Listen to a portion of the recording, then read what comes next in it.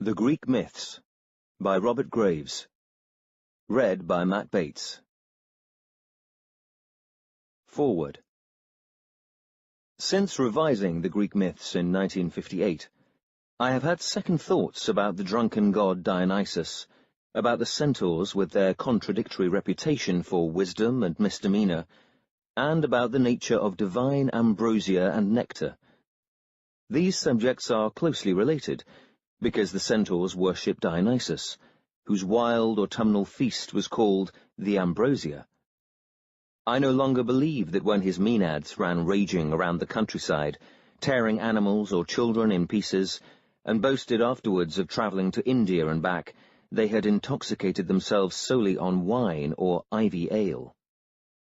The evidence, summarized in my What Food the Centaurs Ate, suggests that satyrs, goat totem tribesmen, centaurs, horse totem tribesmen, and their Maenad womenfolk used these brews to wash down mouthfuls of a far stronger drug, namely a raw mushroom, Amanita muscaria, which induces hallucinations, senseless rioting, prophetic sight, erotic energy, and remarkable muscular strength.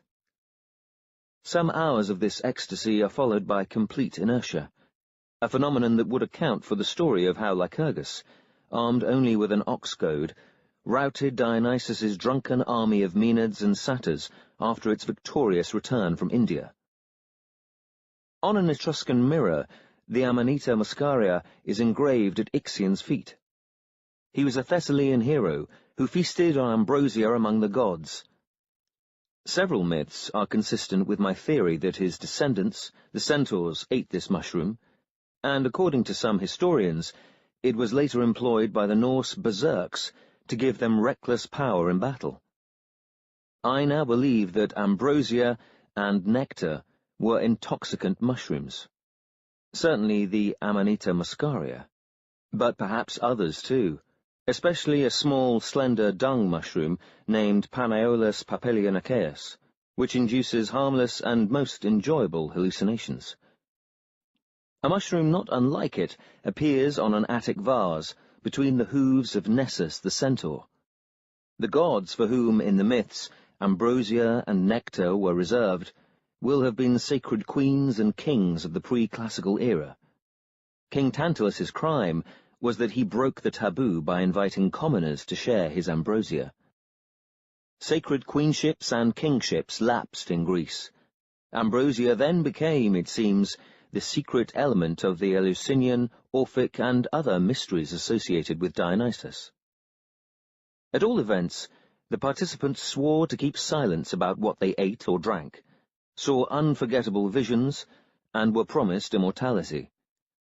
The ambrosia awarded to the winners of the Olympic foot race, when victory no longer conferred the sacred kingship on them, was clearly a substitute. A mixture of foods, the initial letters of which, as I show in What Foods the Centaurs Ate, spelled out the Greek word mushroom. Recipes quoted by classical authors for nectar and for sekion, the mint-flavoured drink taken by Demeter at Eleusis, likewise spell out mushroom. I have myself eaten the hallucinogenic mushroom, psilocybe, a divine ambrosia in immemorial use among the Mazatec Indians of Oaxaca Province, Mexico, heard the priestess invoke Tlaloc, the mushroom god, and seen transcendental visions.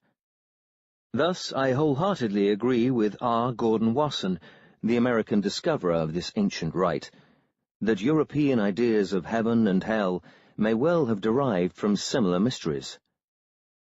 Tlaloc was engendered by lightning, so was Dionysus, and in Greek folklore, as in Mazatec, so are all mushrooms, proverbially called food of the gods in both languages. Tlaloc wore a serpent crown, so did Dionysus. Tlaloc had an underwater retreat, so had Dionysus. The Maenads' savage custom of tearing off their victims' heads may refer allegorically to tearing off the sacred mushroom's head, since in Mexico its stalk is never eaten.